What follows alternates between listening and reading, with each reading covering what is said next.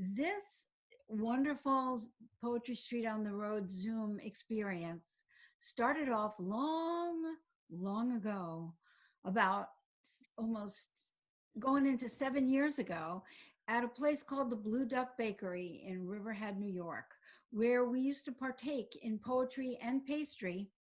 And it was quite a marvelous thing in which we brought together communities that often didn't know each other.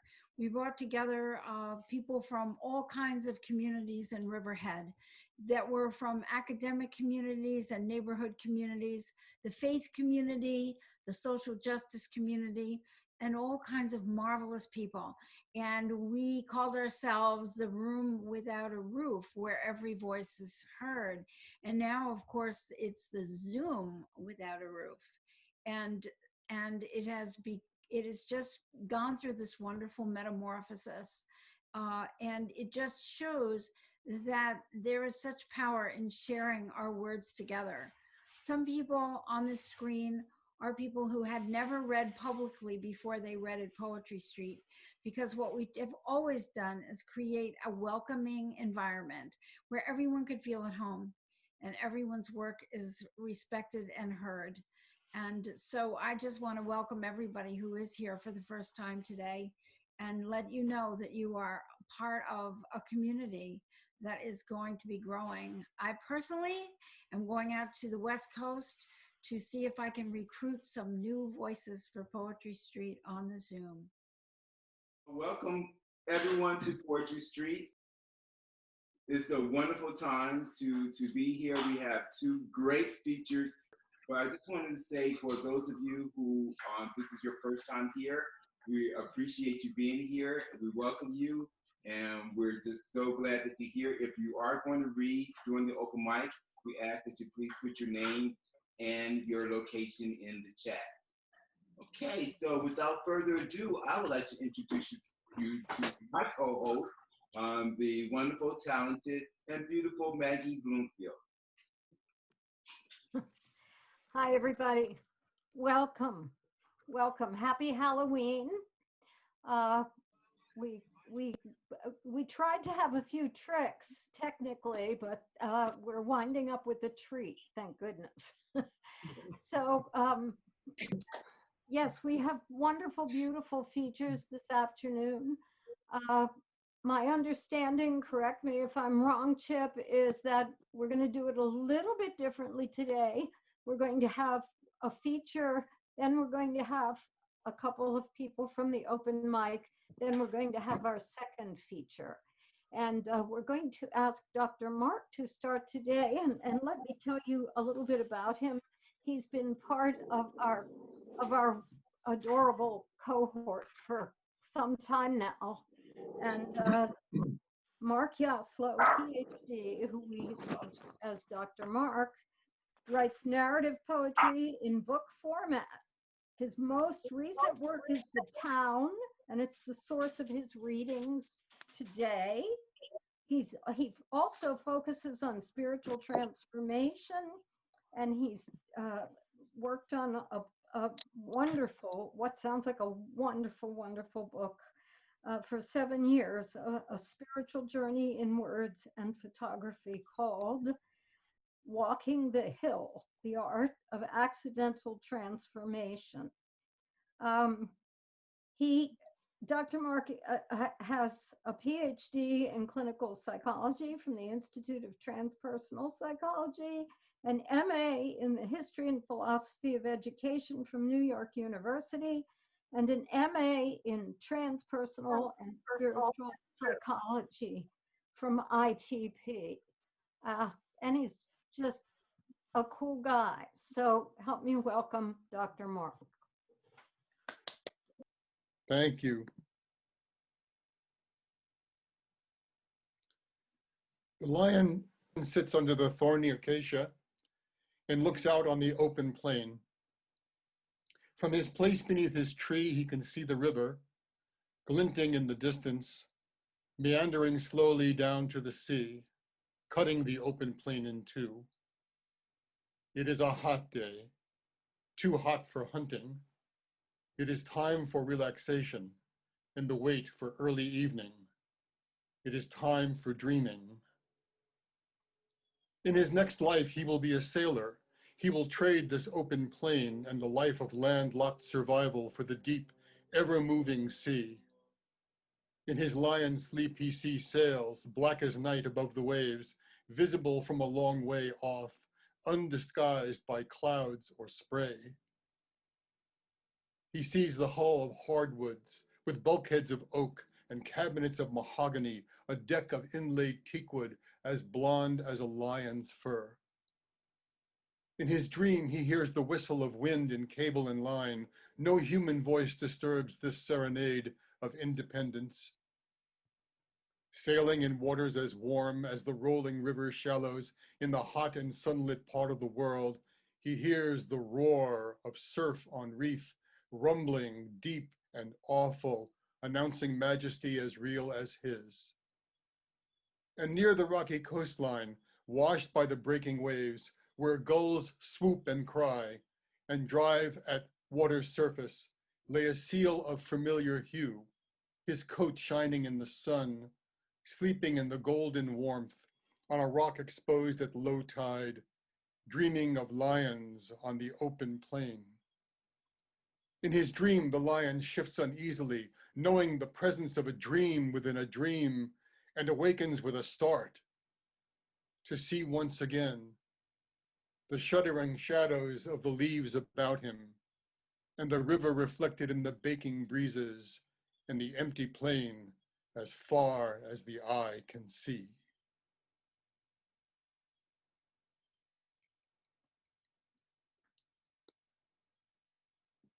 It is a sunny day, and the fruit tree, all properly manicured to seem so civilized, unceremoniously drops its fruit on the concrete pavement that surrounds its base, and there is no place for a single seed to bore its way into hidden earth, where all life's secrets abide, in the cool, dark earth, all cradled and safe. And not being able to bear this waste, I carry a fallen fruit to a garden beyond the nearby lawn, away from the mower and the gardener's eye, in a place where it seems appropriate for it to be. I press it into the loving ground, and with growth and luck, it will remind someone of me with no idea of whom I was or will be. It is a truth undying that a life saved saves our souls for a place beyond the grave.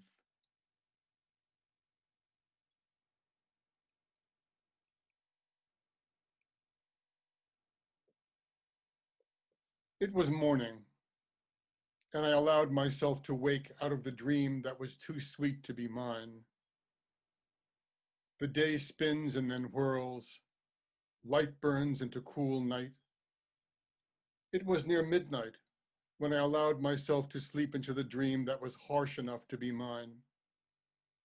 Near the heart light that keeps enough darkness away, that keeps demons at bay, I keep a memory.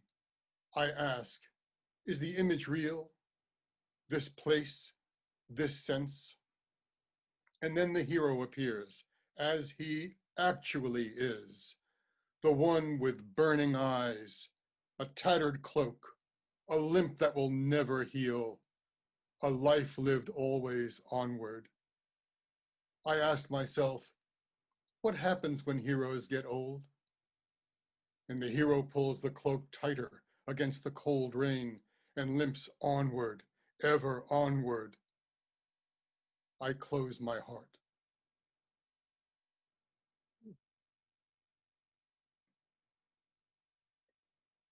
The path through the snow leads to the pond now frozen. It is cold enough to split the stones. The flowers now, beneath the white, wait with my impatience. I am in this farmer's field, my coat open, my lungs raspy with cold, thinking of where I've been and where I'm going. There is a twitter and flutter of a sparrow on the branches of the nearby tree, a black dot against the darkening sky. The fire draws me, yet I cannot move.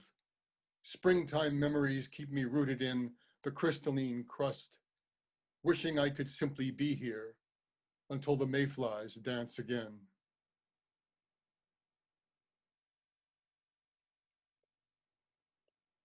Well, these poems that I've read are poems I've written over a number of years. They are not part of the town. And I have one piece here from the town that I'd like to read. It's a little bit longer, and I'm trusting that you have patience to hear it out. I think it's worth it, and it's the last one I'll read today. It's called Epitaph with You.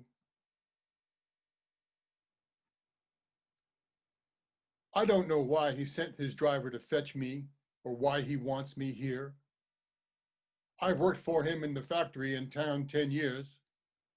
He'd stop and talk to me whenever he'd walk the floor, the way you stop when you just like a guy. In all that time, I never got to know him at all. He seems the type who keeps to himself on his own in his private hours at his mansion far north of town, built along the most perfect length of shore you ever seen in your life. He asked me to build and repair for him now and then, and it was my honor. He always gave me respect, told staff to set table in the kitchen for me and give me a tasty lunch at my break. And today, with me here, he ain't talking. Feels like he's holding himself back. Makes me wonder what is going through his mind. When he does talk, it's like he's talking to himself or something outside himself, like we all do when we miss someone and just want to talk to him. I feel like I'm in the wrong place.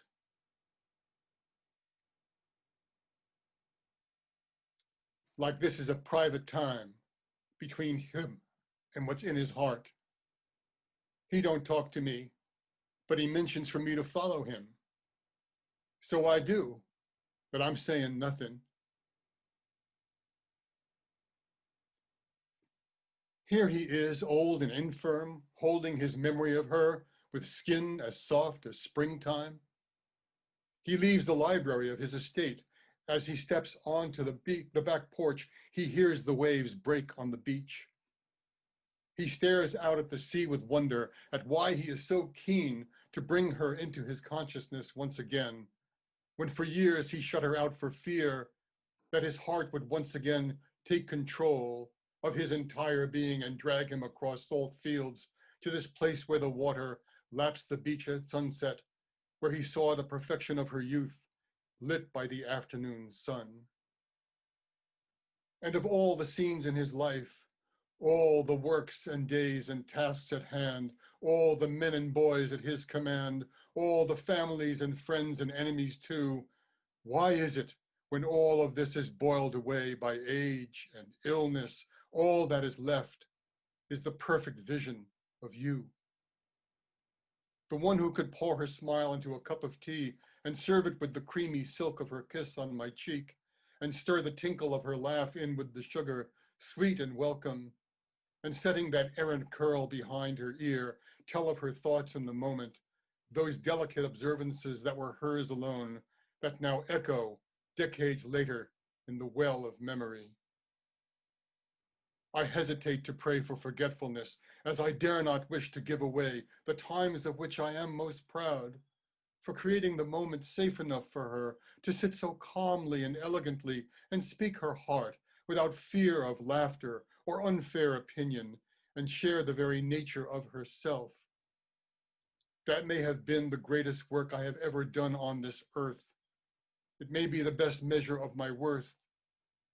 That moment of sea and sand and sunlight brought her into his life and held her there by the finest threads of attachment into old age and the cruelty of her loss. There is no building in town to note this most valued place in myself, nothing with my name or my company's name or a name derived from some honor received. Nothing can contain the enormity of the single moment that carried me into her heart, that moment of sun and sea and sand and twilight.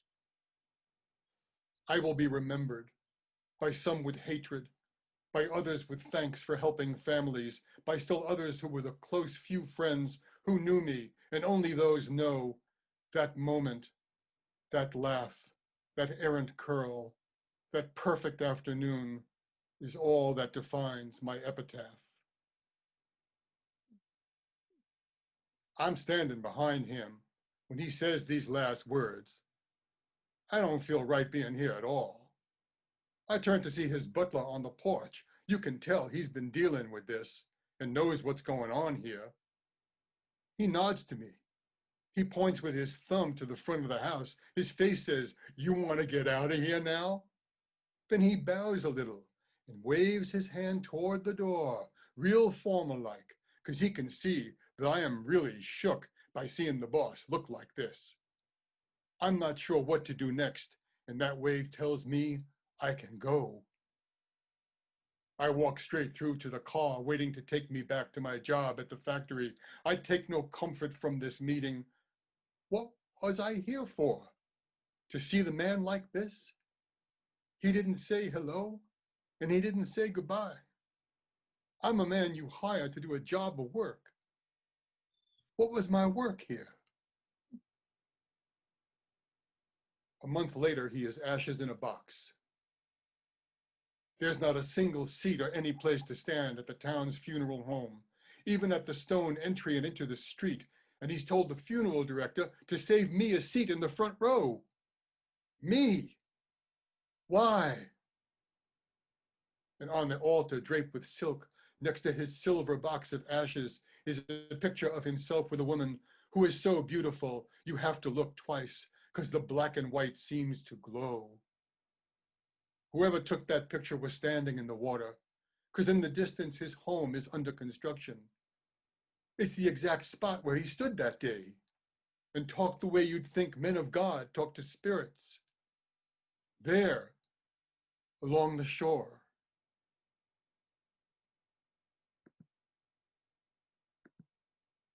And that's it. If you want more, you can have more. Actually, Mark, I would like more, and I want you to save one for later on, like towards the end of the Zoom call. I would like for you and Pramila to save one for the end, okay? So Yeah, if you sure. have one more, that would be great now, and then you can save one for later. So you want one more now? One more now would be great, and then if Okay. Yes, save one absolutely. later. Okay, okay. Okay. So, all right, one more. Okay.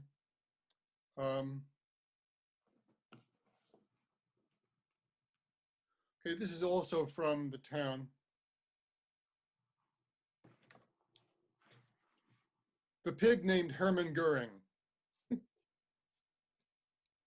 John Mallory was the best pig farmer in town. The Mallory ham was always tender and delicious. He treated his pigs gently, slaughtered them humanely, and gave thanks every time he took a life to feed his community. But for every group of innocents, there is guaranteed to be a demon. And that was the pig that John Mallory named Hermann Goering. The pig grew larger than the others, fought without reason for food, as there was enough for all, and often charged Mallory and his crew when they entered his pen. The last time he was placed on the pig scale, Hermann Goering weighed 1,000 pounds. After the big pig injured 4 pigs in one day, John Mallory had his crew build a length of fencing and wired it into place in the pen that Hermann Goering shared with the other larger pigs on the farm to keep him separated from all of the other pigs. For 2 days, everything calmed down for the animals and the crew. On the 3rd day, Hermann Goering charged the fence where one of the crew was standing with his back to the pen, broke through one of the rails, bit the man's ankle clean through, and broke the bone. That's when John Mallory went in the house to get his pistol, and loaded weapon in hand when he got to the back door, changed his mind. Instead of shooting Hermann Goering through the head as he planned, he made a phone call to his good friend Howard Eisenhower, who ran a cattle ranch a few miles away. The next day, Eisenhower showed up, towing a trailer, and backed it up to Hermann Goering's pen. The big pig eyed the men and the trailer suspiciously. Eisenhower had a demon on his cattle ranch that was really angry. It had had to fight every few months to calm down, otherwise he would raise hell with the whole ranch. And he was a great source of new calves, so his fate was not to become steak. Eisenhower opened the door of the trailer and got the hell out of the way. And into Hermann Goering's pen charged a 3,000-pound bull named Tank. Hermann Goering charged Tank from behind and seemed to think he had the advantage in the moment. Tank heard him coming, spun around with speed that did not match his size, lowered his head, charged, and gored Goering through the chest, lifted him and threw him a good 10 feet, and then ran in a circle, lowered his head, and charged at full speed and gored Goering again and dragged him 50 feet before he backed up and gored him again. When Tank saw no movement in the pig, he trotted proudly around the pen. Eisenhower burst a bag of Tank's favorite feed at the opening of his trailer. Tank sauntered in, and the door was shut. Eisenhower and Mallory shook hands. At the butcher shop in town that week, people were saying that the ham steaks, ham hocks, chops, and sausages provided by the Mallory Pig Farm were the largest they ever saw and the best they ever tasted. There you go. Oh, thank you. Thank you so much, Mark. You really took us on a journey. I mean, wow. We went from the romantic to that. and both were absolutely wonderful. Thank It's you. Halloween. It's Halloween. It's Halloween. Absolutely. Absolutely. I'm going to mute myself. Okay. I'll mute myself. Thank you again. Yes, so we have made a decision that we are going to go ahead and introduce our second feature, who is the most wonderful woman. We all love her so much. Pramila Venkateswaran. I sometimes get that right. She is a former poet laureate of Suffolk County, 2013 to 2015. She's co-director of Matwala South Asian Diaspora Poetry Festival. She's the author of many books. The latest is the Singer of Aleppi, which is just gorgeous. She's an award-winning poet. She performs poetry internationally and was named the 2011 Walt Whitman Birthplace Association Long Island Poet of the Year. Pramila teaches English and Women's Studies at Nassau Community College, and she's a member of Women Included, a transnational feminist association. The beautiful and so supremely talented Pramila. Thank you very much, Chip and Maggie. It's indeed wonderful to read at Poetry Street. This is such a welcoming place for poets, so thank you. These last few days have been particularly very difficult for me. I lost a cousin, and I have two cousins who are hospitalized with COVID. So, and my mother is struggling with her own, illness. So it's been difficult. So I wrote this poem called Dreaded Grief, and it sort of goes with the whole Halloween theme, I think. If only grief were a costume I could discard after the show's over and lights are out, and the ghosts return to their tombstones, skeletons, and blow-up monsters. I'm yours, it says, comfortably inhabiting all of my spaces, stretching itself beyond my skin, bone and flesh, stretching me pale as moonlight. It does not roll itself into the worm it first emerged as, when I relax after a shower or drift into sleep or walk the orange streets lit by flaming trees. This is the time when the passing of loved ones is like reading the evening news. Now grief is the only skin I wear.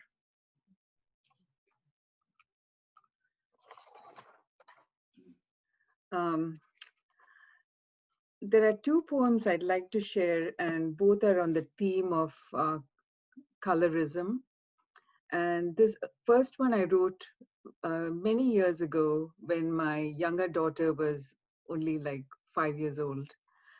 It's called Lighter Than. My daughter begs me to explain why she is darker than me, wondering if she has another mother hiding somewhere in the universe. Coffee skin, ivory teeth against garnet lips, a shade darker than her mud brown crayons tucked under her bed. She wonders about her dark gums today. In answer, I stretch my lips to stare at my gums in the mirror for the first time, to observe their color. Pink, I state, which does not explain the question of connection vexing her young identity. In a school flooded with white kids, where lilies and roses are the only similes. Can you dye me, she asks, to a light shade. Light shade of what, I wonder? Lighter than this dancing spirit? Lighter than air? Lighter than water? Lighter than her ear-splitting questions about creation?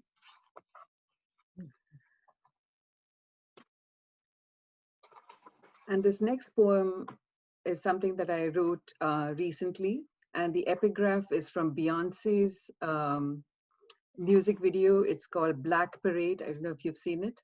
And the title is Ode to Melanin. And the epigraph from Beyonce is Melanin, melanin, my drip is skin deep. Melanin, melanin, you made me forget my sunscreen. My doctor screams at me, you think cause of your melanin you won't get boo-boos?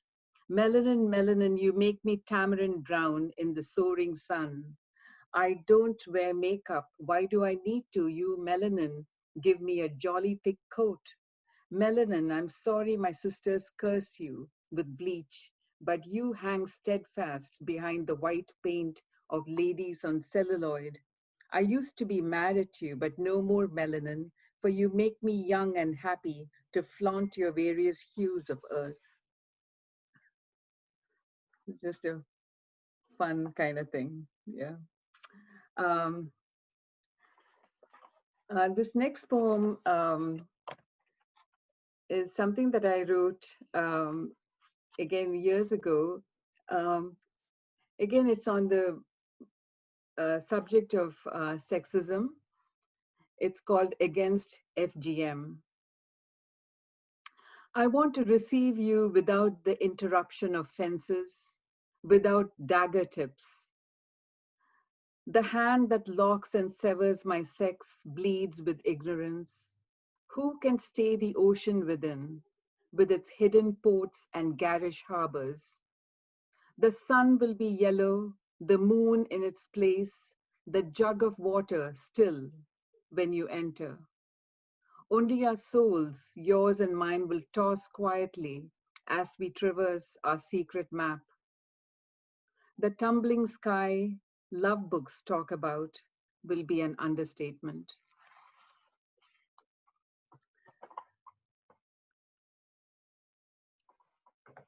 And on the same theme,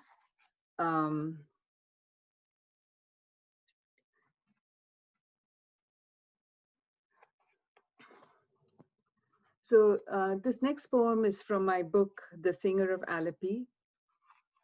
And The Singer of Alleppey is, is based on two major themes of both patriarchy and colonialism. And in this, the main character, the woman of the poem, the singer, experiences violence at the hands of her husband. poem is from my book, The Singer of Alleppey. And The Singer of Alleppey is, is based on two major themes of both patriarchy and colonialism.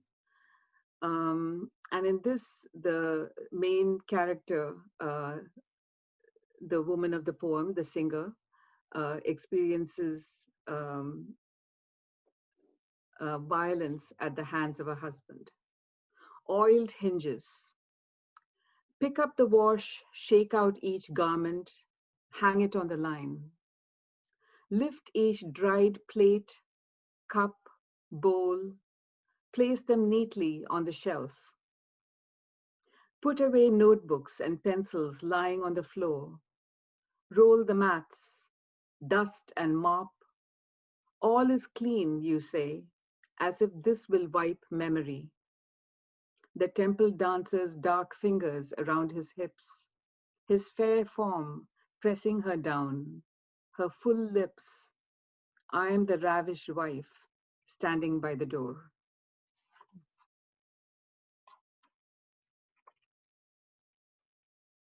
And the next poem, The Kitchen Years. My day stretches like the river. Pots and pans are rocks. I could be a mermaid stretched among them. Or I could be moss, a crow shaking off dew. I see the lone papaya among the leaves, a sliver of sunbeam cutting through them, flooding the grass. Could the goddess of song sail across the room, in the smoke hanging like gossamer mist, among the black ceiling and walls, see me framed by my dripping hair knotted loosely, as I sit fanning the flames and plant a song on my tongue? I am a drying bed among coconut fiber and soap, wanting to be saturated by flow of syllable and syntax, away from these yawning steel mouths, the moist, crushing dark.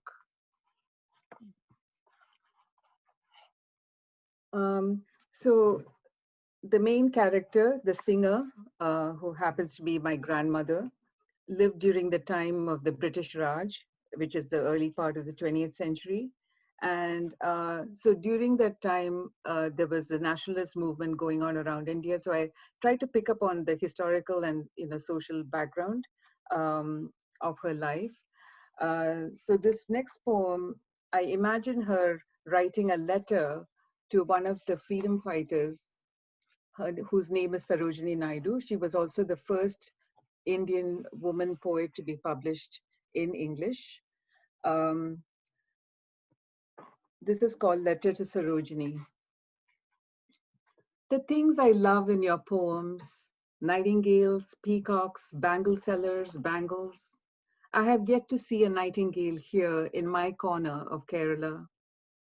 There is a peacock in the temple, but it does not dance. The bangle sellers are morose and show the same dull colors. If only they captured the hues of spring. I sing of nature too, nothing exotic, only cows, dung, household chores, occasionally flowers, their wicks lit by woe and snuffed by it.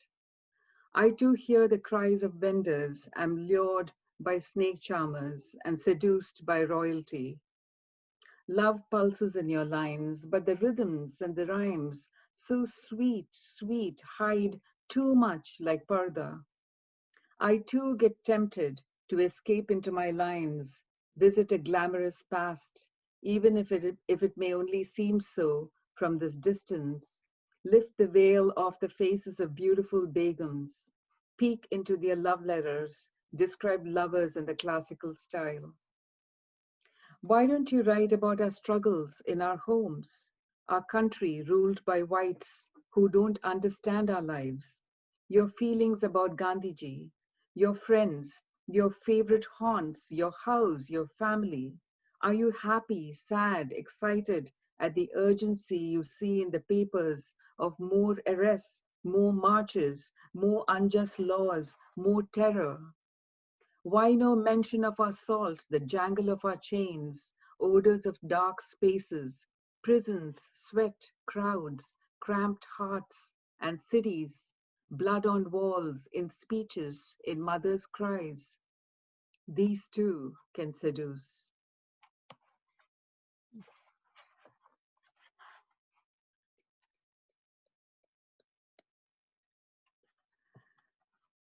And this next poem is called Indigo. And it might be interesting for you to sort of look up at the different references to indigo. It's also a symbolic of, um, colonization, because indigo was something that was, used by the colonizers to export. Um, it becomes a symbol of things that you know people were indentured, used as indentured laborers by the British, to work on producing indigo.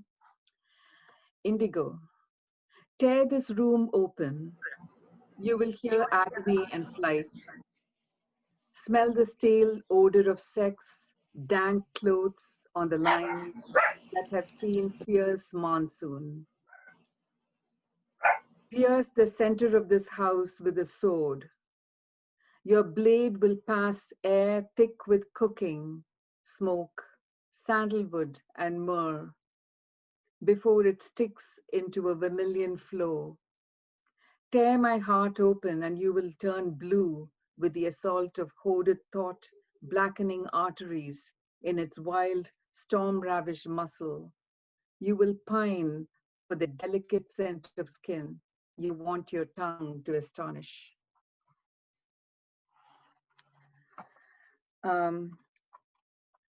So those are heavy poems. I'm going to read you a couple of lighter ones.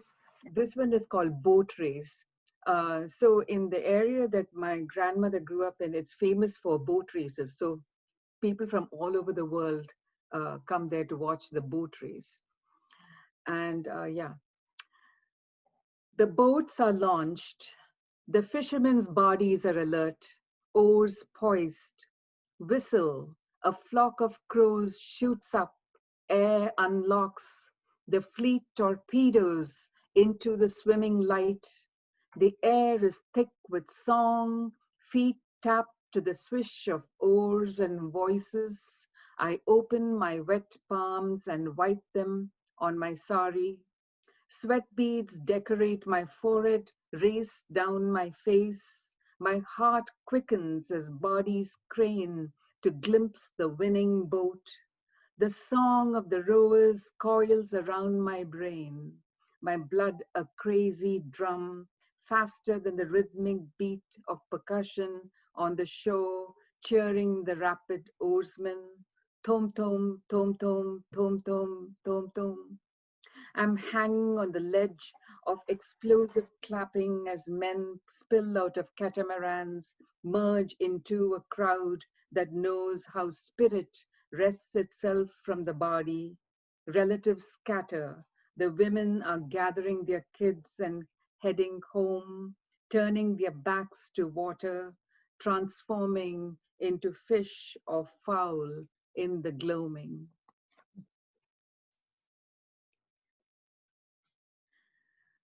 And here is another fun one, and it's based on dance, so it has like a dance rhythm. Come, dance with me in the rain. I want to twirl around in the rain that's pouring perfume, twirl and sing like the champak and hibiscus dripping their dye. I want to rub the song into the earth, cup handfuls of wet mud and drink its smell till my mind explodes like an alcoholic's. Look at me dance, my pirouettes have peeled the skin from my soles. I do not want to hear commands of, don't get wet, you'll catch a cold, carry an umbrella. Oh, send the servant to buy the fruit. I will get wet and catch a fever and be happy. I danced in the rain, pouring, pouring like an insane waterfall. And then another difficult poem. Sorry. You know how it happens. each time you sort of, you're in a mood and then you pick certain things. So this one is called Partition 1947, and it's unpublished. And it's based on a narrative that my mother narrated to me. Uncle waited every day at the station. Where was Kamali and her husband? He had to avert his face from the bloodied bodies pulled out of the carriages. The killing at the border was relentless. Our eyes fogged.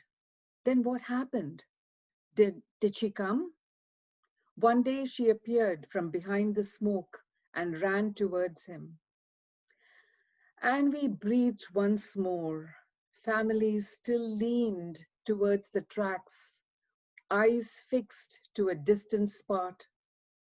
Wordless cries did not reach the southern triangle, where the oceans met, where the birdless sky unlearned horror.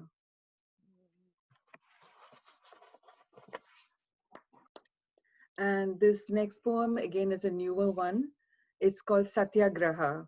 And the epigraph is from John Robert Lewis. Nonviolence is the excellent way. And it was an epigraph that I picked up in Pelosi's speech, Nancy Pelosi's speech at John Lewis's funeral. Satyagraha. Their march had been relentless, seared by sun, sand grains in split skin, black on black, blood on backs. We've to keep going on, to keep going on. Sputtered, scratched black and white photos, suddenly appearing in multicolor marches. We've got to be mother bears, despite paddy wagons threatening to grab us.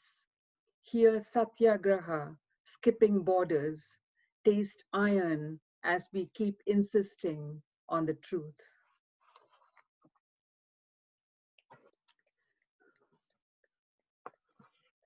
Our adventurous bodies.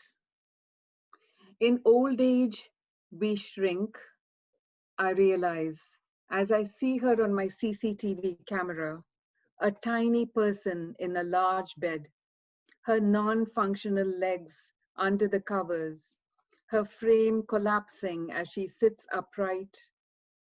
From too much sitting, she explains.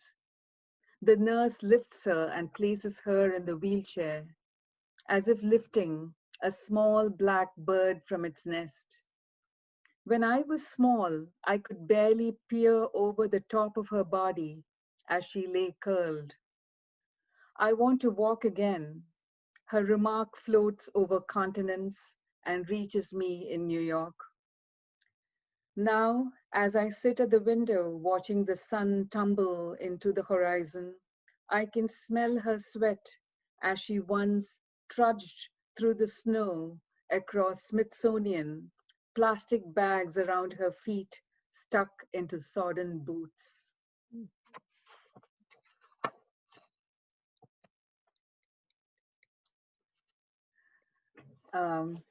I'm going to end with these last two poems. This poem that I'm going to read is from a very long poem, and the poem is like 75 pages. So aren't you lucky I'm not reading you 75 pages? So this is like one page from that long tome, and the entire 75 pages is based on, oh, my timer went off. So I have to ask Chip, is it okay if I read the two poems? Okay. So the entire 75 pages is based on the goddess Kali. And the whole thing is based on a mystical experience that I had in 2015. And I was kind of possessed, and I spent an entire month as if something else was writing through me. And so I just want to give you a taste of it. So here's one page. How can anyone say you are merely stone? Your form is merely flesh to me than a human's. Your spirit springs to meet my finger's faintest touch and sends vibrations through me as if I were a violin string plucked and checked for pitch. Hibiscus and chrysanthemums on your pitch black form accentuate your glowing darkness. Silver your lips and eyes. Your tongue's tablet invites me to marvel at how much evil you can absorb and still bring compassion to your eyes. To me, you throb with a life I can only imagine in space-time and infinite knowledge and open-heartedness we can barely absorb in our ant-like movement toward grace. So each time you pluck at the string of my life, I'm enchanted and only beg to hold on to my trance. And this final poem, maybe I should end with that. But in any case, this was a poem that I just wrote, and I wrote it with my niece, Bijoya, who's 10 years old. So we gave each other prompts, and this is what we wrote. This is what I wrote. Young wonder. These days when the world is in lockdown, I like to walk to the pond, sit on a downed log, and watch flies buzz above rippling water. They must sense the monster just below the glassy skin. A frog leaps up and snaps its prey in a trice. Oak and maple rise serenely all around. Dressed in green and red, they are grandmothers who've seen the antics in the pond for years. Stupid insects, foolish humans dipping their sticks in the water to poke at fish, wily foxes spying the banks, humans who scream beside the placid water to loosen the knots in their hearts. I want to count all the frogs in the pond, a boy tells his mom. You mean like the chimpanzee lady on TV? Asks the mom. Yep, can the frogs hear me? Tell me, what are they saying? Imagine, says the mom. So he kneels in the grass and peers into the emerald depths and sees and hears frogs riding tortoises, iguanas laughing, fish dining on flies. Thank you very much. Let's all unmute and thank Pramila and thank Mark for their incredible work today. Yay! Oh, Good job. oh my goodness. Pramila, that was just gorgeous. And I want the other 75 pages. heart-wrenching, just beautiful. Thank you. I want the 73 remaining pages. Yeah, I think you can have them. We're Your own Zoom meeting, Mark. First of all, thank you both again. This is just miraculous every month. I'm so proud to be part of it. Next month, which I believe is November 26th? No, November 28th. Will be the Pasca family. I think most of you know them, Matt Pasca, Terry Moose, Rainer, and Atticus. It is quite a family. And I promise you, you will be moved and entertained. So I hope that you can join us next month. And now I will turn over the open mic to our tipster. Thank you so much, Maggie. And the Pascas family is a wonderful group of people, and you're not going to be disappointed when you hear them. Nina Yavell is on Poetry Street on the Road, episode number 3, and she's going to read. Ask Nina to unmute so we can bring Nina up. Okay, Nina. I'm Nina. How are you? What incredible poems. Oh my God. Just beautiful. Pramila and Mark. Just incredible listening to the two of you. I'm just going to read an old poem that I wrote many years ago. And I was studying with the Hudson River poets, and they just asked us to go out into the woods and find a piece of whatever. and write a poem about it. And so I found this piece of wood. I think someone has an open mic because I'm hearing a lot of noise. Yeah. Anyway, okay, it's called Chance Meeting. You were the child I knew by the lake. What became of your hands that touched my thick bark, felt my wounds, walked on my thin flesh, crawled inside of me, safe and small, whimpering through my long bones? The cracks in my skin were your windows, my sanded center, your bed. Do you still search for another skin to slip inside? I remember your passions, black lake waters that foamed against the island, perch and bluegill, frogs wide-eyed, just at the bare surface, ancient turtles asleep on falling wood, salamander surprises on fresh moss. Once I brought you deep into those woods, beyond the markers, where the trail was lost and light curls blue at dawn. I showed you the heartwood, past the birch, beyond the hemlock, where sweet milk runs from the core. In the long, narrow spaces, the dew has settled. Mold covers me like snow, musk replaced pine. Time has made me brittle in the bone, but my center, like yours, still soft and dreamy.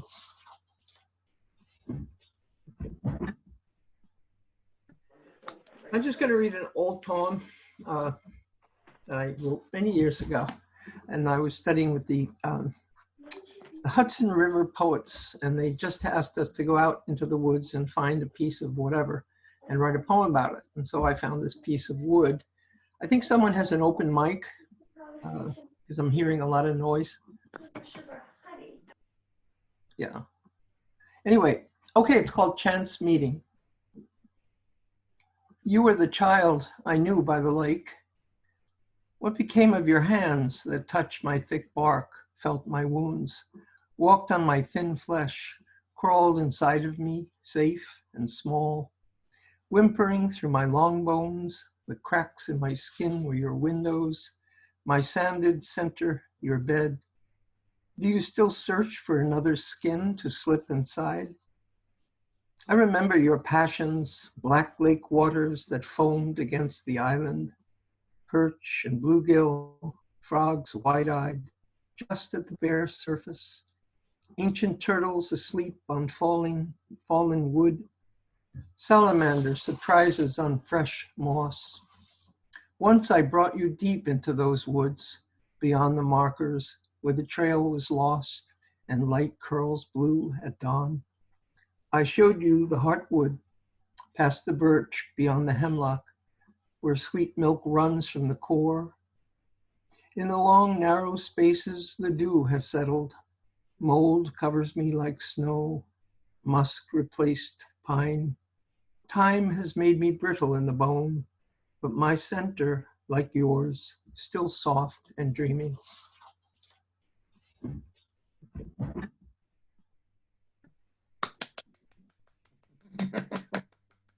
That was incredible, Nina. Thank you so much for that. We're going to move on to Sophia Falco. Sophia, if you could please unmute your microphone and tell us where you're from.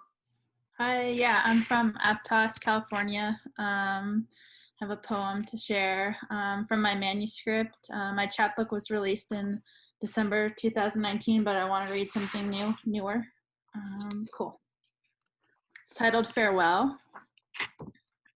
When we parted, all the water evaporated from the Earth's ocean, so only endless mountains of salt remained, as heavy as the moon, as heavy as my heart. On a pilgrimage in your honor to discover the tallest mountain, I traversed through treacherous terrain, while the sheer sun against the white hurt my eyes, and with every heavy footstep, my black boots crunched the salt, where the sound ricocheted from mountaintop to mountaintop. I prevailed by reaching the sparkling summit, then laid flat on my back and made an angel, sensing her spirit rising while witnessing the pinnacle of the sunset, its pink rays like roses without thorns. Oh, how I wish I could have bottled up that for you. For the sake of freedom, I shouted, let it rain, well equipped with my lifeboat made out of driftwood. The rain did come, dissolving the mountains, and I saw your reflection in a singular drop. Thanks. Awesome. Thank you so much. What's the name of your chat book? It's titled The Immortal Sunflower. Yeah. Awesome. We'll look forward to reading that. And thank you so much for coming in. We have Poetry Street every last Saturday of every single month. So we look forward to seeing you again. Our next poet is Luis Valdez. All right. This poem is called See You, Space Boundaries. The home that I came from was not bound to healthy boundaries of my time to more by space out time that I need to grieve, relive my past oppressor indoctrinate memories are forever, screaming that God will answer his son cries when I look at myself in the shadow mirror of my reflection I cannot even recognize. The bottle of my drinking glass is half full, half broken, and the other half has transcended into a void of darkness. Space bound, the gap of not growing into healthy boundaries, loving. I created space within myself, separating my body and soul for not giving myself closure. Time was not on my side to realign my galaxy, to connect the stars, to trace the DNA of my ancestors. Answers that is all I was looking for in somebody else. Neglecting my soul that transcend my body into a corpse. Hollow. I did not love myself because I didn't know how to give myself boundaries to self-reflect. The man in the mirror. My mirror is shattered while I look down at the broken pieces in which each piece represent me. I grab those broken pieces to love back together through the soul that my blood is dripping, blood of my love. My blood is pouring into my soul, which birthed my heart. Self-reflection. What does my body and soul see when they look at each other? What boundaries do they need to give each other space that will close the gap between them? I look at my drinking glass to reflect the bound of my boundaries. My body has been broken along this journey that we call life. My soul has been swallowed into a void of darkness with no lighthouse to guide it back to my body. Love. I became the lighthouse to realign those broken pieces together, intertwining the woven of my blood, of my ancestors, to give myself closure. We are one, yet we are not alone. My ancestors continue to guide me amongst those stars. I look up to the stars, smiling, knowing that my boundaries receive the closure that caused my universal Big Bang. Wow, that was so heartfelt. Thank you so much, Luis. No problem. Thank you. You're quite Come welcome. back again, Luis. Yes. Thank you. Yes. Thank you for having me.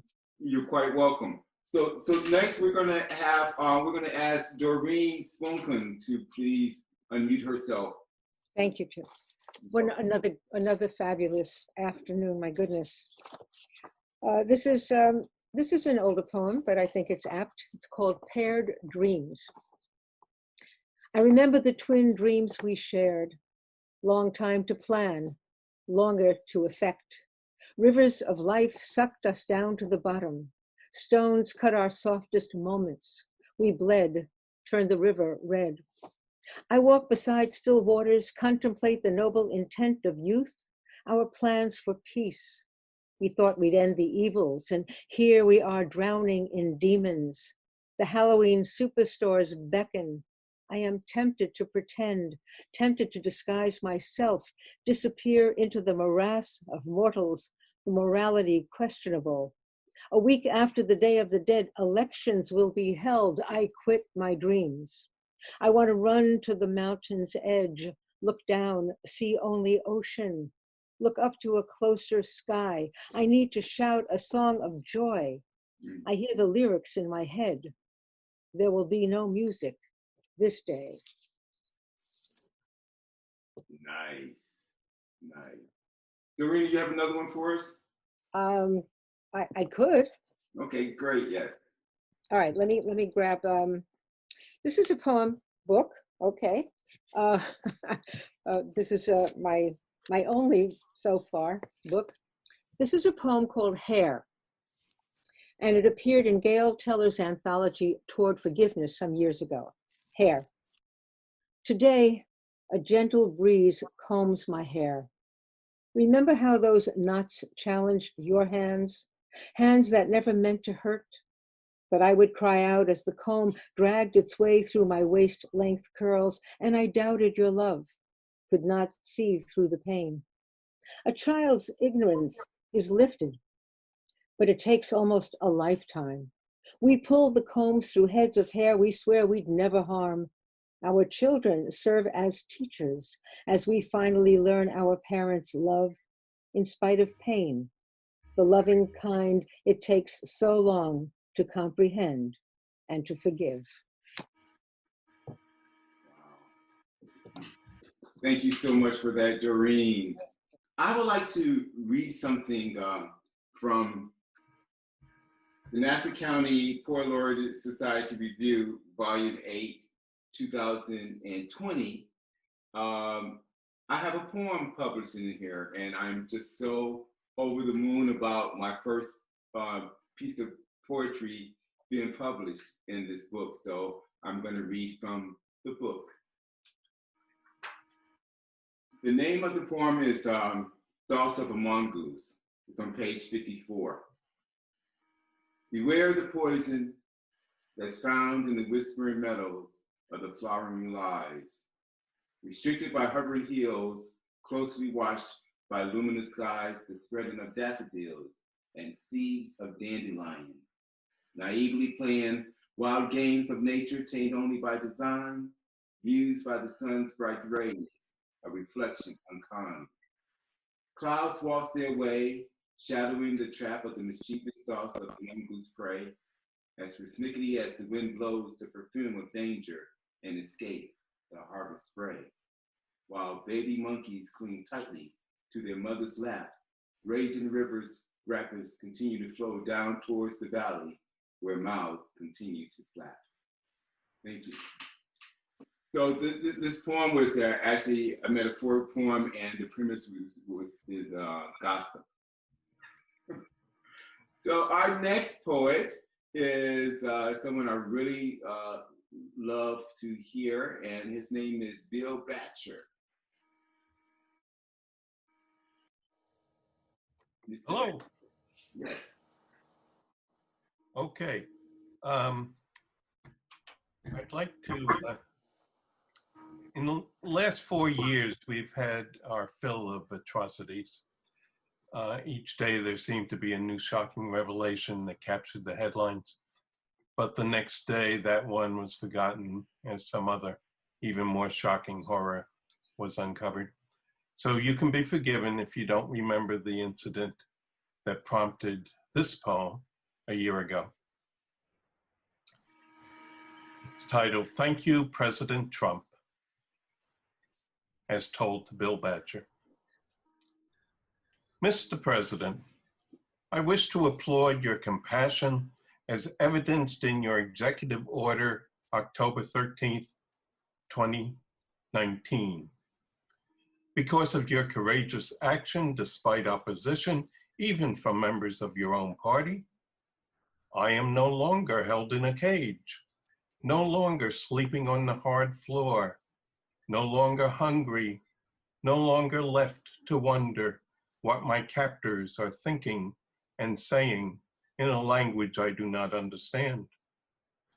Now I am set free to be reunited with my family, to once again dream, to once again imagine and plan how I might serve the new country that I love, the new country I was born to defend and make it great again.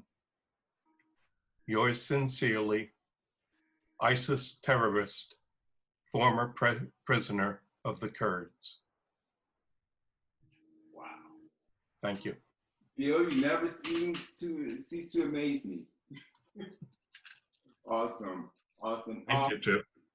Our feature poet, one of our feature poets, Pramila Venkateswaran, has a niece on this call, and I would like to ask Bejoya George to please read her poem, if she can unmute herself. Bejoya? Yeah. Did I pronounce your name correctly? Yes. Oh, great. Where are you from? I'm from Kansas, but I moved to Illinois 2 years ago. Awesome. Well, welcome to Poetry Street, and we're looking forward to hearing you read. Thanks. This poem is called Halloween. Halloween is the color of green. It sounds like being in hell. It smells as spooky as Pennywise. It tastes like blood oozing down your big fat brain. It looks like something worse than death. Halloween is equal to being in a small Iron Maiden. That is cool. That is cool. I like your face too. Did you paint your face green for Halloween? Mm-hmm. That's pretty cool. Thank you. You're welcome. And please come back and read another poem soon with us, okay? And we love your aunt. Absolutely. Okay. All right. So we're going to move on to another friend of mine from the Multicultural Solidarity Group. He's a great community organizer, and he has his hands into everything. Dr. Love Banks. Good evening, my friends. Good evening. I'd like to read a poem that kind of is reflecting current times as well. It's called Quiet Halls, Half-Filled Classrooms. There's silence and education bloom. Hand sanitizers in public bathrooms. Darkness fills the restaurants with fewer diners. Climate change advocates have surfaced minors. Sports arenas show fans on projectors. An unintentional elimination of hecklers. Challenge emerges to get out the vote. Protesters scream, no more chokes. Wall Street, Trump's Main Street, is mystifying. Abandoned pure values give way to lying. How will we transition our democracy away from accusals and hypocrisy? Grieving now via social media. Clarity interpreted by Wikipedia. Subject to extreme difference in our nation, we heal our wounds from values degradation. The silence is deafening and darkness is blinding. Which is it? Duty, honor, or patriotic mindings? Too late to change how folks cast their ballots. Interference with voters cause national malice. Debates show our weaker side. No jobs, hungry, denied for pride. How did our nation end up here? with discrimination in high gear. Regenerating trauma from slavery as past generations fled bravery. Clear plastic shields us from virus. New ways to interact is desirous. Gone are students' groups in halls, teams like infants in a slow crawl. Children labeled as carriers, more testing needed to set barriers. Like kids stumble before they walk. In masks, we mumble as we talk. But there are no baby steps. Students struggle in college prep. Corona confines schools to homes. NBA seasons played in a Florida dome. Away from the fray, we kneel, we pray. Away from dreams at the break of day. Seen through our coronavirus eyes, will we vote out incumbents we despise and elect leaders to contain COVID-19. Listen to doctors and prepare vaccines. Save preconditions and women's rights to choose. Expand the Supreme Court for fairness and truths. Parents can't work. Buildings like tombs. Quiet halls and half-filled classrooms. Thank you.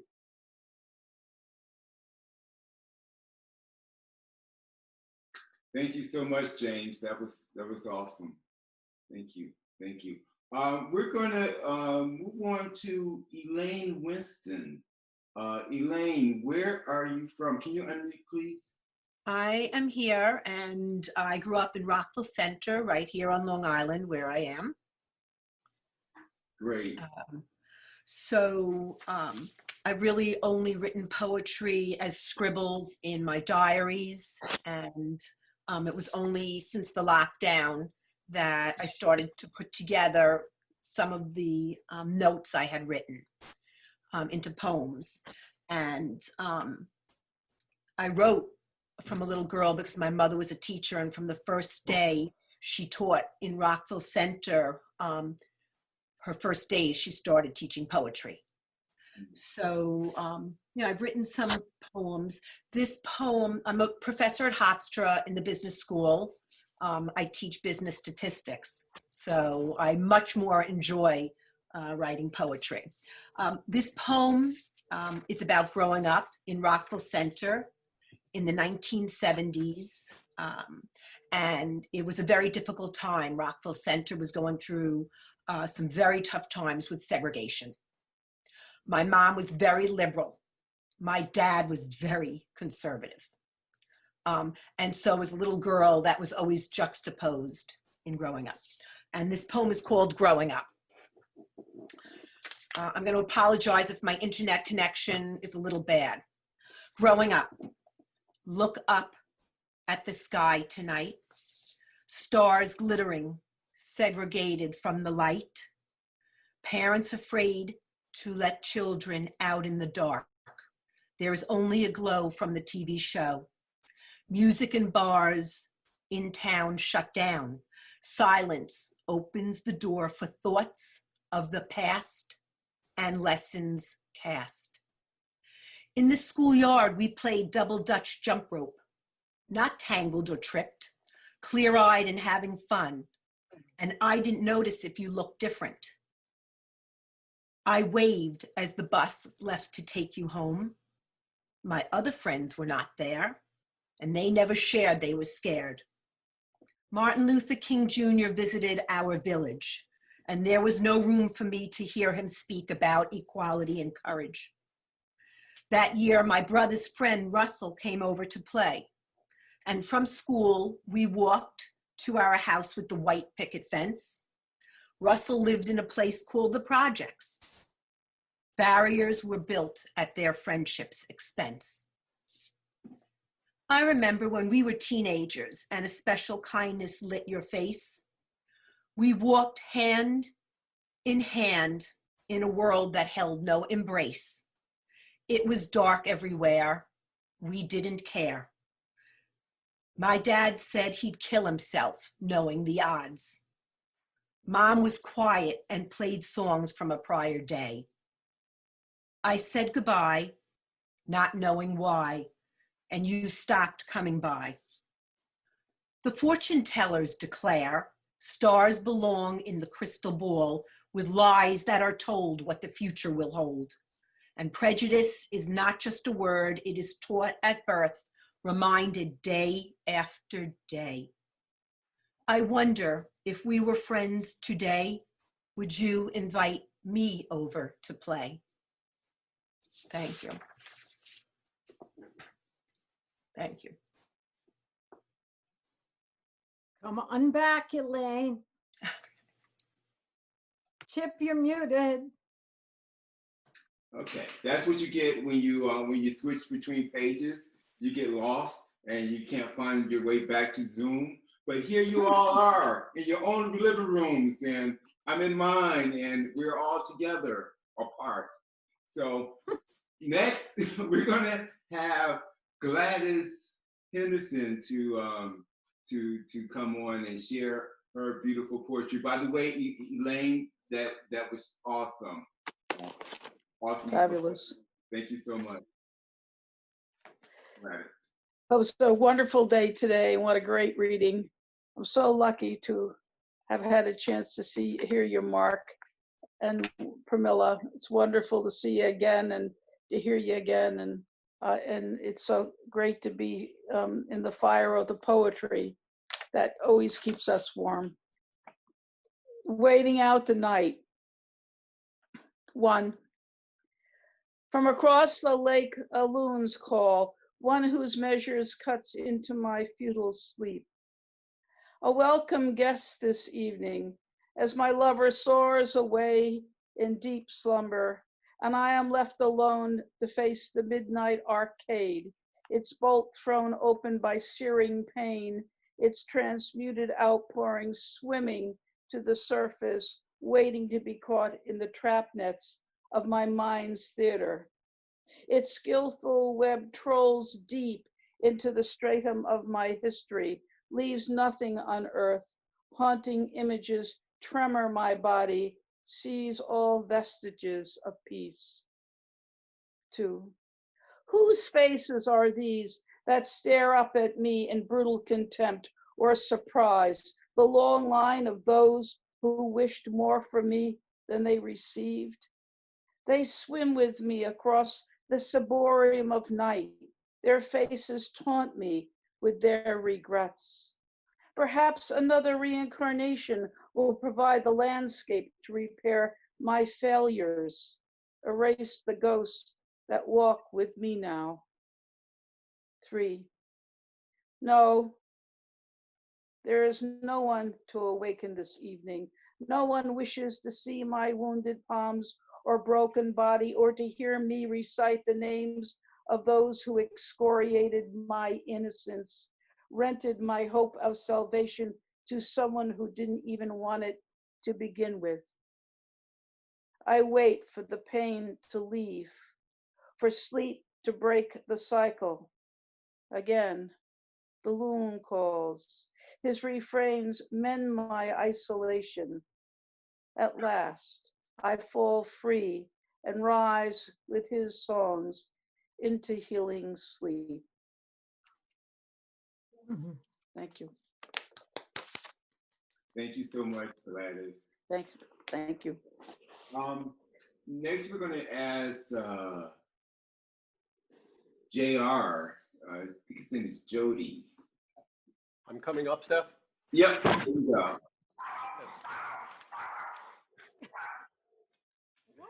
Hi, I'm here. Along with dog barking because I said I'm here and I'm coming up. Hi, puppies. He's running to the door at 100 miles an hour. All right. You got a puppy poet. I think so. So anyway, Jody Scott Kaplan, I live in Clinton, Connecticut. I do a lot of online writing to try to get the most reach. An example is kind of that I didn't like the way we were dealing with Canada, so I pushed an ad to Canada. And it was like, I've got a whole bunch of online friends now that interact with me from Canada and other countries out of it. So one thing I wanted to start off with quick is life in about 7 lines. To life. First breath, eyes closed, the world simply shadows, till its awakenings touch us, leaving us hope, painting our tomorrow. Second breath, change as we realize one is humanity, that one's breath touches others, one's heart feeds passions. Last breath, eyes open. The kind that goes with this well. This is just 4 lines that I often use when I'm out to talk to people and just say sometimes it feels like it should be this simple. Eyes open, the world is brighter. Hearts open, we see each other.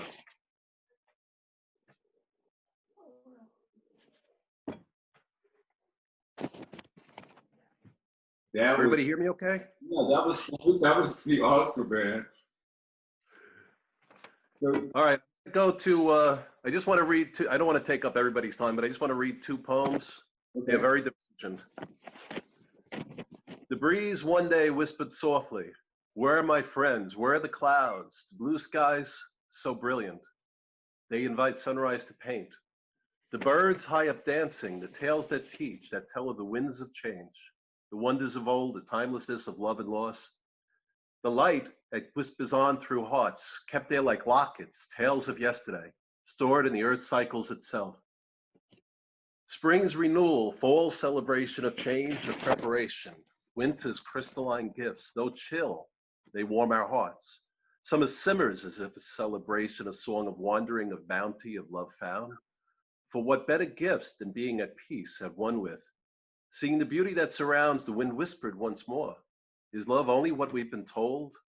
Then realize the revelation indeed. It's the gifts that stir our hearts, that center us, give our breath reach, that totality of being, not simply in a moment, but intrinsic in its weave. The gifts of first breath, dreamed realities, hearts seen, shared. Even the stars in the sky then dancing as the wind sings of the gifts of unity, being a part of a tapestry that binds us all. May we heal, love, our dreams be realized, those cycles of life remind of the gifts. When we raise each other up, carry each forward, as if we share one heart, beating as one, in unity in our challenges and our celebrations. My hopes for us moving onward, regardless of where we've come from, that we may walk together for one another. Those hearts resonating as one. wow. Powerful words. Thank you. Really powerful. Thank you so much. Is it too early for one Christmas version of a Grinch that's happy?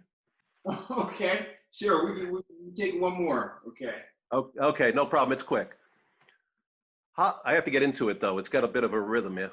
Okay. Holiday Grinches fooey yuck, kinda bitter, kinda ah. Well, they say, well, why today? Fooey to all this stuff, smile, but why? When a grin will suffice. Oh, but why be so nice?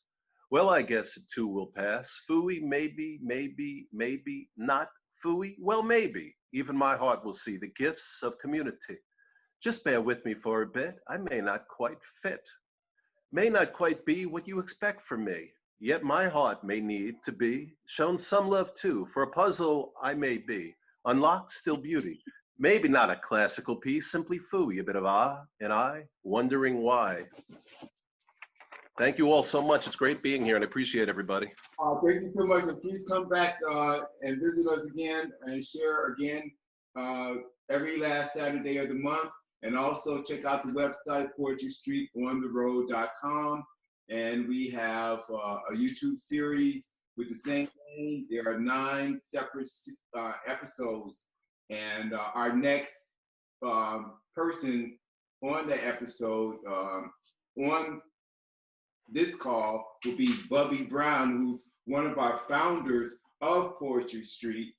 and he's on Poetry Street on the Road, episode number 8. Bobby Brown, ladies and gentlemen. I got this one piece I'd like to present. It's called Pandemic USA. It's best I wear a mask today. Improves my chances for tomorrow. Saves my grand and great grandkids from remembering Pop-Pop with sweet sorrow. A simple mask is not a cure, nor does it eliminate the spread. But science shows that when it's used, there are far fewer dead. Yet there are folks who rigidly object to the hiding of their face, like missing the view of their countenance is something we can't replace. And believe me, you may really be a gorgeous drop-dead fox, but a mask gives opportunity for us to see your face, but not from a satin-padded box. Can I consciously be so selfish by what I fail to do, saying I feel healthy enough to survive, and I don't care that much about you? It's really no wonder our nation leads the world in spreading this virus. A major cause is the ignorance of the leader who's supposed to inspire us. How long must we suffer through the world's eyes in mockery? The answer is as long as we keep the demon in our democracy. As so many brown and black folks from COVID-19 continue to fall, yet connected funds are always cut, but not those for a senseless wall.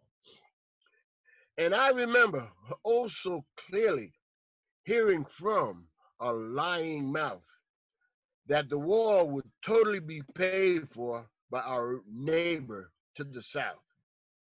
Still proud to be an American, the nation that I love, because my hope doesn't come from Washington, D.C., but from the higher than the clouds above.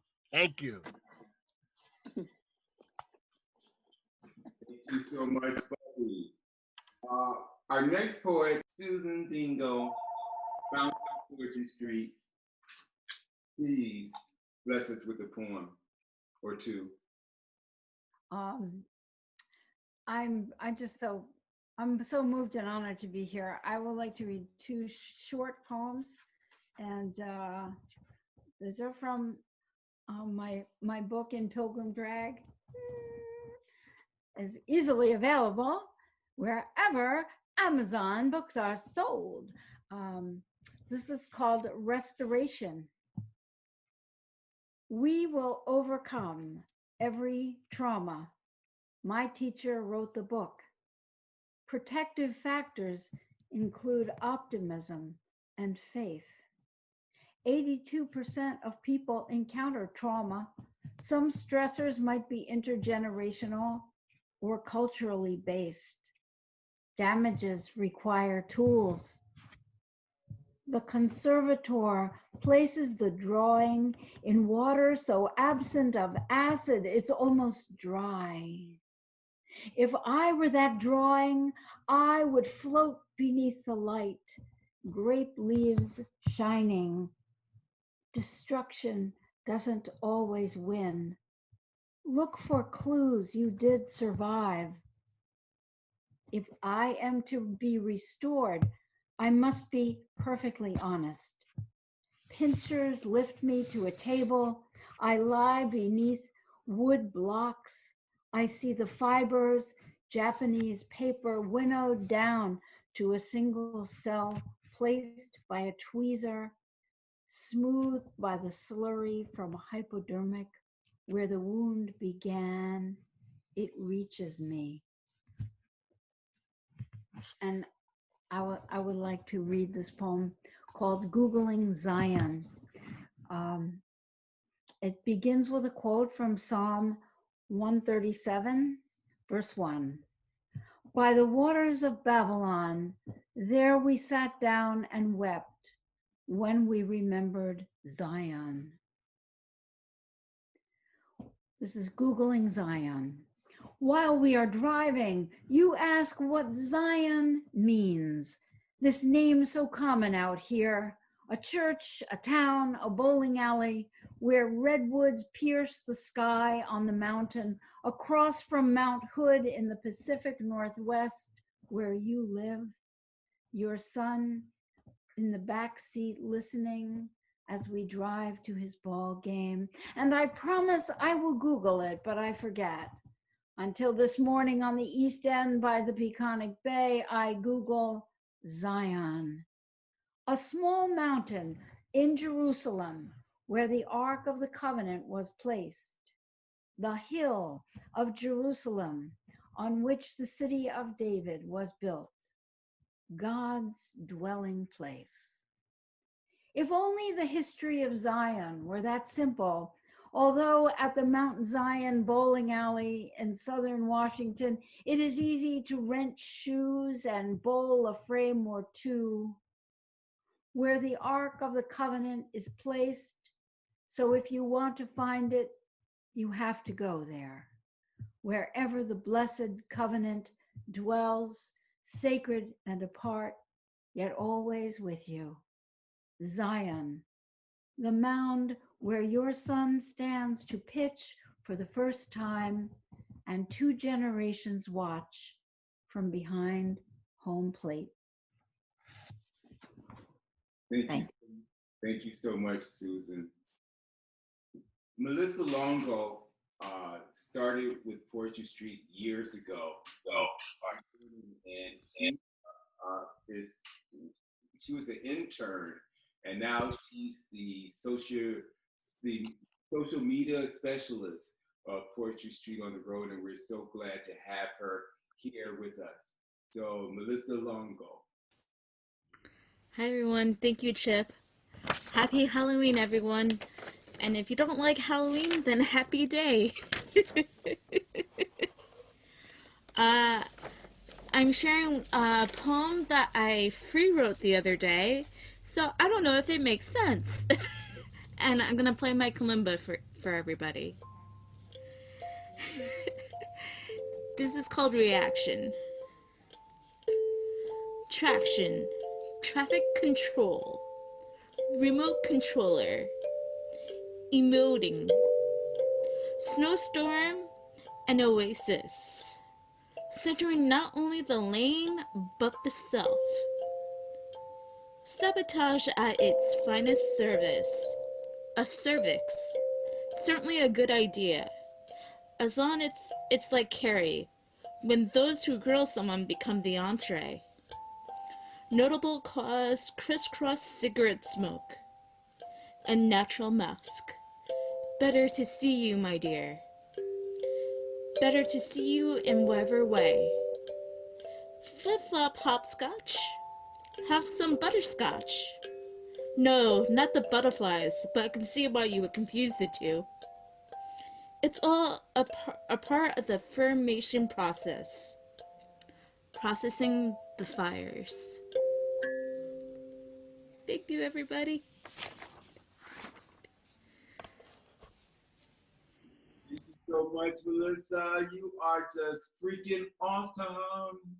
So are you, Chip. You're awesome. Maggie Bloomfield is in the house and she's going to read for us. Well, okay. I had to decide between politics and Halloween, and I went for Halloween. This is called The Cat Who Ate Her Master. Hassan was a white Angora, much too royal blue blood for a lunch of desiccated tuna. Much more tempting was a spoon of bloody sinew, tasty tissue. If you offered, she would kiss you, purr and snuggle wild with flavor. Plates of carnage were her favorite haute cuisine, and freshly butchered kept her drooling, fat, and nurtured. Thus, Her master turned assassin, hunting food for hungry Hassan. Birds, raccoons, and tasty rabbits satisfied her eating habits, till one day he told her, sorry. He'd exhausted all the quarry Hassan's neighborhood could tender. Plus, he said, it's time to end her gluttony. So why not try it? He put Hassan on a diet. Big mistake. On the day he offered Friskies, Hassan's attitude turned risky. Science diet and Purina only made her temper meaner. Hassan's eyes grew dark and gleaming. Master found himself bad dreaming shark attacks and hungry lions, rats that nibbled at his eye. His nights became a living hell.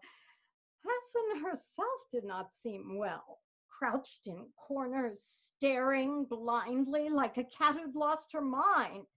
She watched and waited for some gore. It wasn't coming anymore. So it wasn't so surprising as the morning sun was rising. Master, cozily abetted, did not wake. The man was shredded. Claws had raked, and teeth had munched. Master's flesh was Hassan's lunch, breakfast, treat, and sumptuous dinner. She preferred his kidney in her to his supercilious whining over problems with her dining. So the moral of the story, if your kitty's tastes are gory, better give your pet her wish or become her favorite dish. Now that was amazing, Maggie Bloomfield. Oh my gosh. So Maggie Bloomfield is on Poetry Street on the Road, the film, as well as her episode number 5. So please check it out on the website, poetrystreetontheroad.com. And also Maggie has a book. Maggie, tell us about your book.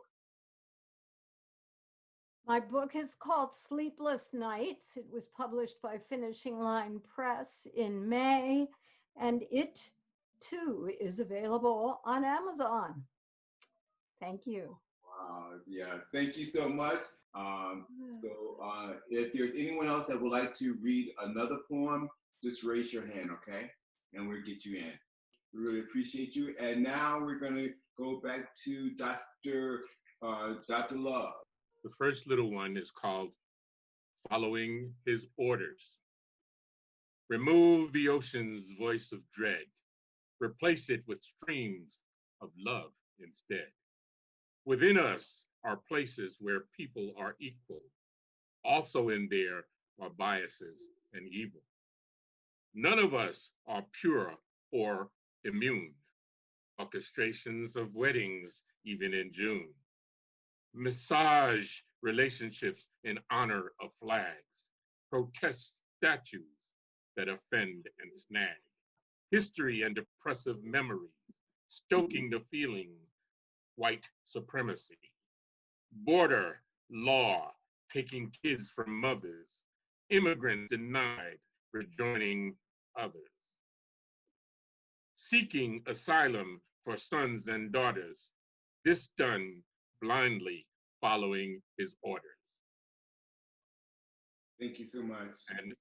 And one other little short piece, because I'd like to end with something positive. Okay. Mother Nature tells me I am in love. As I drank in the ocean with my eyes, I was reminded of the days of my life past. As I look at the flicker of the moonlight, dances across the way. My heart trembles with anticipation, and I know this moment was gifted to me. My elevated pulse reverberated in my limbs rhythmically, even as a bumblebee drinks nectar from roses and trees. I feel stirrings inside. I read this book called The Third Alternative and feeling blessed and permitted to live. Mother Nature tells me I am in love. Thank you. Thank you. We're going to go back to Mark Yaslow and then Pramila Venkateswaran. Mark Yaslow. Okay, can you hear me? Yes. Okay. All right. Since it is Halloween, here's one for you. Is Black Zinnias. The demon in the darkness speaks and sweats with anxious anticipation, muttering to himself, wishing his thorny skin were smooth, as is the alabaster of the one he loves. She, standing on her balcony in the moonlight, her pale skin nearly translucent in night white, does not sense the golden irises and black oval pupils that mirror her image with ancient longing. Against the red and blue-green flesh of his giant paw, the flowers seem minuscule, arcane against the steely arm that holds them forth. Indeed, this is the most horrible demon ever launched from hell, and here he stands, stricken with longing for a love he will never know. Now the breezes part her robe, and his breath, sucked in with a hiss, draws her eye toward the darkness, and in the fragile face where wonder was, is now fear of the shadows. She withdraws and shuts the French doors. In the morning, her servant girl parts the white linen curtains, and on the balcony sees the flowers, their perfect symmetry standing out against the white marble terrace, and curious, steps to them and bends to touch the stems that appear as velvet, that seem warm as her hand approaches. With first contact, she is engulfed in flame and burns to white ash in an instant. From her bed, she sees the hellish tableau, sees her favorite servant reduced to ash so quickly that there is not even a whimper to announce her passing.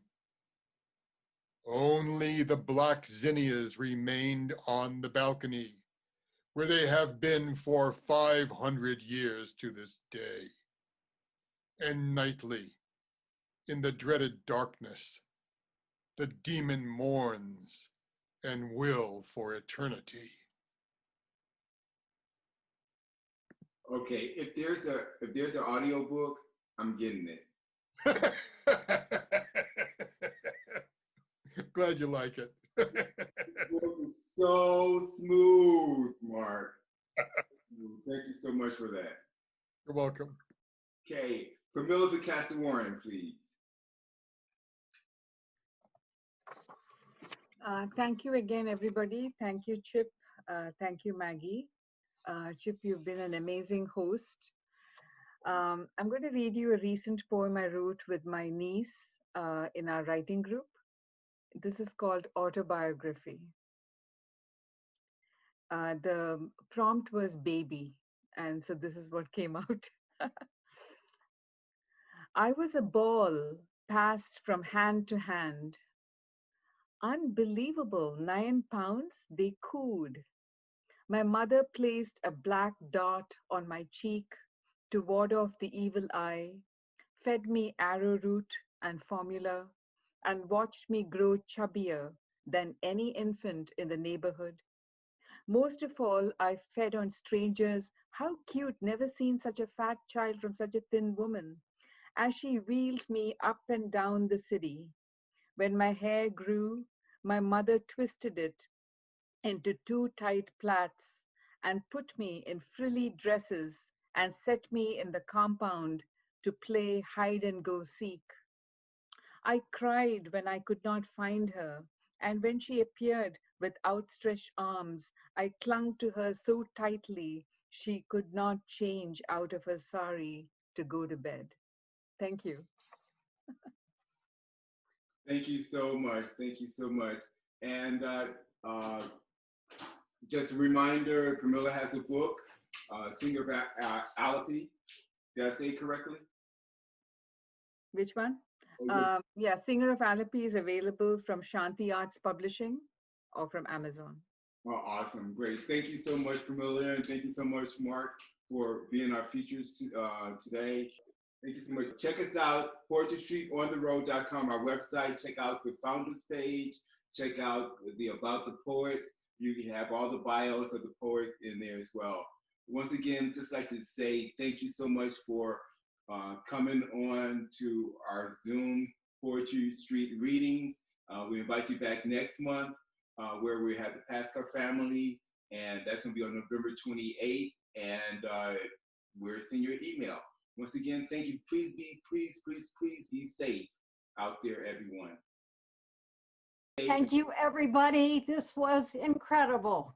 Thank you. Bye. Thank you for having us. Thanks a lot. Thank you. Peace. Thank you, thank you, thank you. It was wonderful, wonderful, beautiful poem. Peace.